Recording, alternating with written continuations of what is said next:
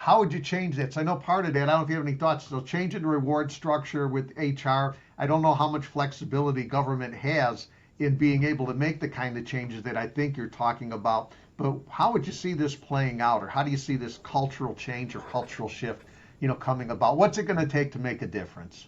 Superb question. And the end result we need is that every morning, every acquisition person in the Pentagon wakes up and says, if I get stuck with a long-term developmental program, my career is over.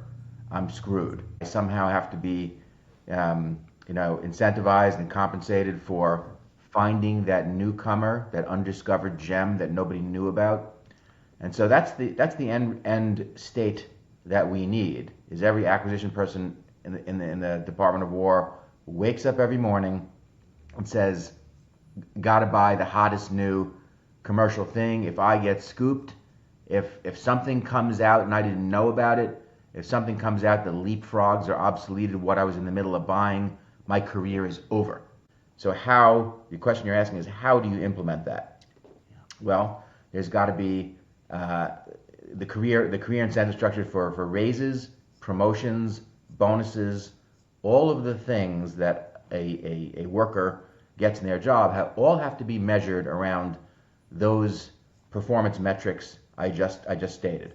From the time, delta T, the time from discovery of a hot new item to the time that it gets into the warfighter's hands has to be the preeminent KPI or job metric. So step one is just the personal career performance metrics, raises, promotions, bonuses, all of that stuff has to be geared around, did you discover the newest thing before anybody else? Did you get it through the test and evaluation process faster than ever? And did you get it into the warfighter's hands? And did you do it again? And did you do it with plug compatible open interoperability standards so the next guy who shows up can just plug it in and it automatically just works?